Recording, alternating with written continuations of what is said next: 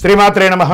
సద్గురు జ్యోతిష్యాలయం వారి యొక్క విశ్వావసునామ సంవత్సర 2025 మార్చి 29 నుండి మొదలు పెడితే మళ్ళీ 2026 మార్చి 28 వరకు వచ్చే ఈ తెలుగు నూతన సంవత్సరంలో వచ్చినటువంటి సంవత్సర రాశి ఫలితాలని మనం ఇప్పుడు తెలుసుకోబోతున్నాం.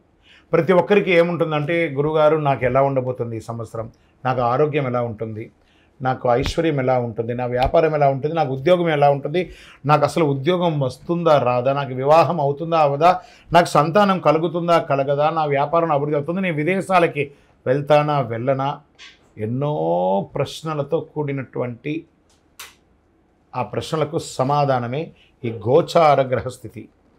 ఇందులో మళ్ళీ చెప్తున్నాను, గోచార గ్రహస్థితి మీ యొక్క వ్యక్తిగత జాతకానికి ఒక 30 నుంచి 40% మాత్రమే వర్తిస్తుంది.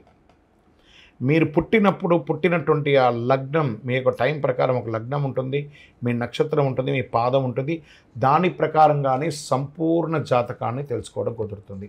నేను చెప్పే ఈ గోచార ఫలితాన్ని కొంతవరకు తీసుకోండి. తర్వాత మీ యొక్క వ్యక్తిగత జాతకాన్ని మీ పరిసర ప్రాంతాల్లో ఉన్నటువంటి గురువులను సంప్రదించండి. గురుగారు నాకు ఈ సంవత్సరం ఎలా ఉంది, నాకు జాతకం చెప్పండి అని వారి దగ్గర అవసరమైతేనే తెలుసుకోండి. మళ్ళీ చెప్తున్నాను, ప్రతి దాంట్లోనూ ప్రతి ఎపిసోడ్లోనూ నేను చెప్తూ ఉంటాను, జాతకం పడుతున్న వర్షానికి ఒక గొడుగు మాత్రమే, కానీ జాతకం జీవితం కాదు. మీరు మిమ్మల్ని నమ్మండి, మీ ఇష్టదైవాన్ని నమ్మండి, మీ కులదైవాన్ని నమ్మండి, మీ జీవితం బాగా ఉంటుంది. మరి లేదు గురుగారు, మేము మీ దగ్గర తెలుసుకోవాలనుకుంటున్నామని చాలామందికి ఉంటుంది కదా. మా దగ్గర తెలుసుకోవాలనుకుంటే కింద కనబడుతున్న మా నంబర్కి మీ పేరు, date of birth, time of birth, place of birth WhatsApp చేయండి, కాల్ చేయకండి. అది చూసిన తర్వాత మా అడ్మిన్స్ మీకు రిప్లై ఇస్తారు. విజయోస్తు.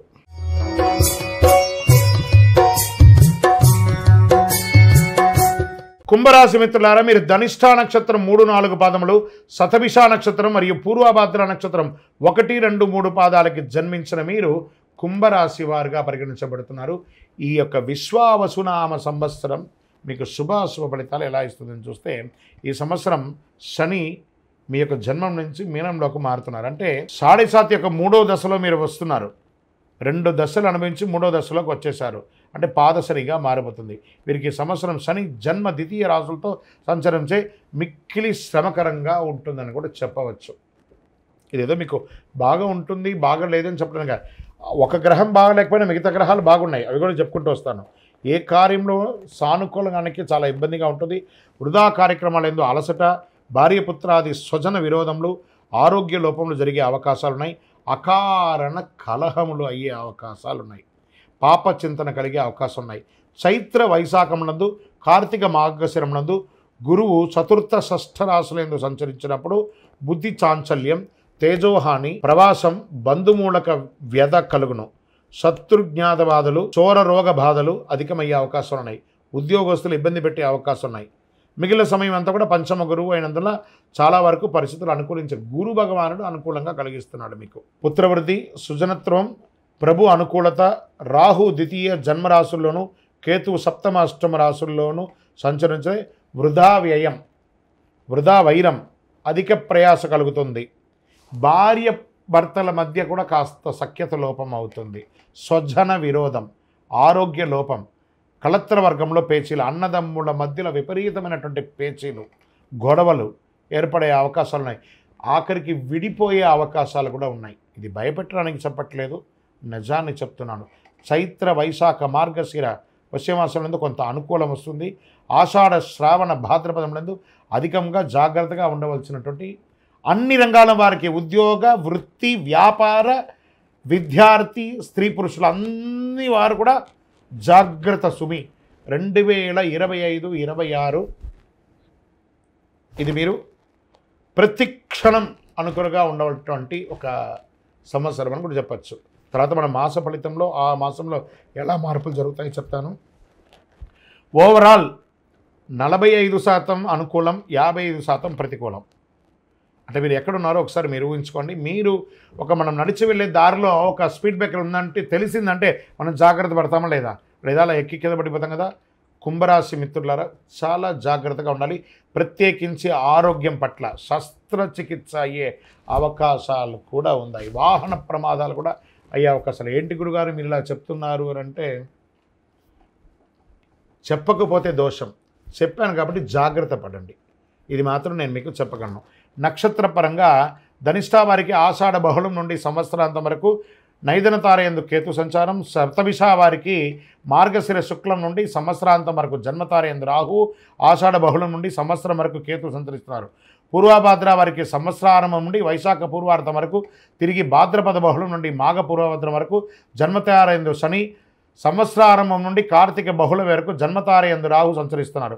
మొత్తం మీద మీరు ఈ సంవత్సరం చాలా జాగ్రత్తగా ఉండాలి. నవగ్రహ శాంతి చేయాలి, శని భగవాన్ని ప్రార్థన చేయాలి. దేహి మే బుద్ధి వైశిష్ట్యం, దేహి మే నిత్య యవ్వనం, దేహి మే పరమానందం, దేవదేవ శనీశ్వర స్వామి భగవానుడా, శని భగవానుడా నువ్వే మాకు దిక్కు, వేరే గతి లేదు, సర్వస్య శరణాగతి.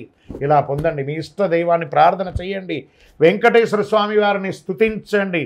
ఏదైనా ఒక దీక్ష తీసుకోండి, ఆధ్యాత్మిక దీక్ష తీసుకొని ఆధ్యాత్మిక చింతనతో ప్రవర్తించండి. 7 అనే ఒక సంఖ్య, 9 అనే ఒక సంఖ్య మీకు కలిసి వస్తుంది. బ్రౌన్ కలర్, బ్లూ కలర్ ఎక్కువ ధరించండి. చెప్పులు పేదవాళ్ళకి దానం ఇవ్వండి. 9 అనే ఒక సంఖ్య గల నలుపు చెప్పుల్ని పేదవాళ్ళకి దానం ఇవ్వండి. ఒక గొడుగు ఇవ్వండి, నల్లటి గొడుగునివ్వండి. చలివేంద్రాలు ఏర్పాటు చేయండి, మజ్జిగ చేయండి. 10 మంది వాళ్ళ యొక్క మనస్సు కడుపు చల్లబడేటప్పుడు ఆ ఆశీర్వాదం మిమ్మల్ని కాపాడుతుంది. మీ వయస్సు ఎంత ఉందో మీ నక్షత్రం రోజు ఇష్టదైవం దగ్గరపై అన్ని దీపాలు వెలిగించండి. ఇంకను సకల దోషాలు తొలగి ఆనందంగా ఉండడానికి ఈ యొక్క కరుంగాళి అద్భుతమైనటువంటి అతి శక్తివంతమైనటువంటి కరుంగాళి మాలను ధరించండి. విజయోస్తు. ద్వాదశ రాశుల్లో ఉన్నటువంటి మీరు ఆయురారోగ్య ఐశ్వర్య భోగభాగ్యాలతో ఉండాలని అఖిలాండ కోటి బ్రహ్మాండ నాయకుడు శ్రీ ధర్మశాస్త్ర అయ్యప్ప స్వామి వారిని సదా సర్వావసరద్దు మీకోసం, మీ క్షేమం కోసం ప్రార్థన చేస్తున్నాం. మీరు తిరుపతికి వచ్చినప్పుడు మన అయ్యప్ప స్వామి వారి 18 అవతారముల దేవాలయం జీవకోన తిరుపతిలో ఉంటుంది. రైల్వే స్టేషన్ నుండి, బస్టాండ్ నుండి 3 కిలోమీటర్ల దూరంలో. ఒక్కసారి పుట్టినందుకు ఒక్కసారైనా అందులో అడుగుపెట్టండి. అందులో 27 నక్షత్రాలను కూడా ప్రతిష్ఠ చేయబోతున్నాం త్వరలో. మీరు వచ్చి దర్శనం చేసుకోండి. మీ యొక్క దోషాలన్నీ తొలగి ఆనందంగా ఉండండి. వందే మాతరం, వందే మాతరం, వందే మాతరం. శరణమయ్యప్ప.